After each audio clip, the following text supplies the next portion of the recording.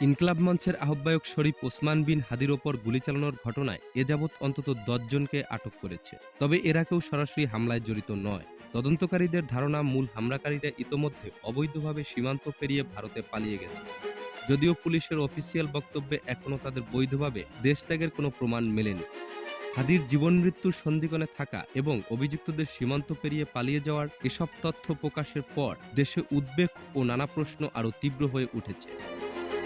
আটকদের মধ্যে রয়েছেন হামলায় ব্যবহৃত মোটরসাইকেলের মালিক মোহাম্মদ আব্দুল হান্নান, মানব পাচার চক্রের ২ সদস্য সিবিয়ন ডিও ও সঞ্জয় চিসিম, সন্দেহভাজন শুটার ফয়সাল করিম মাসুদের স্ত্রী সামিয়া, শালক শিপু, বান্ধবী মারিয়া, ডেল্টা চিরান, ইয়ারসন রিন্ডি ও মানব পাচারকারী লুইস লেংমিনচাকে।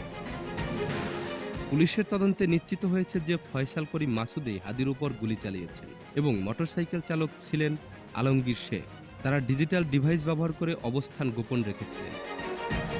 হামলার পর তারা ঢাকা ছেড়ে ময়মনসিংহের হালুয়াঘাট সীমান্ত দিয়ে ভারতের মেঘালয় অঞ্চলে প্রবেশ করেন বলে ধারণা করা হচ্ছে।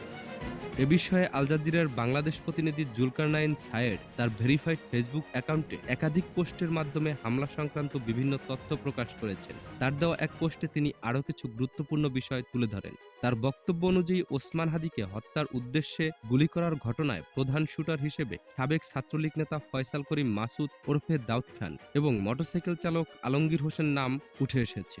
সূত্রের বরাত দিয়ে তিনি জানান, এই দুজন গতকাল সন্ধ্যায় ময়মনসিংহের হালুয়াঘাট সীমান্ত দিয়ে ভারতে পালিয়ে যায়।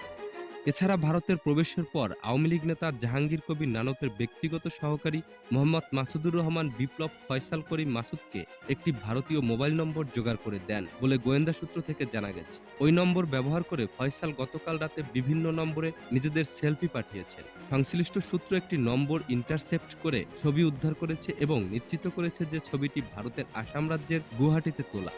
তবে হাদিকে হত্যা চেষ্টাকারী শুটার ফয়সাল ও আলমগীর ময়মনসিংহ সীমান্ত দিয়ে ভারত পালানোর বিষয়টি নিশ্চিত নয় বলে সোমবার এক সংবাদ সম্মেলনে জানিয়েছেন বিজিবির সেক্টর কমান্ডার সরকার মোহাম্মদ মোস্তাফিজুর রহমান। প্রিয় দর্শক, এ বিষয়ে আপনার গুরুত্বপূর্ণ মতামত কমেন্টে জানান এবং সাবস্ক্রাইব করে আমাদের সঙ্গে থাকুন।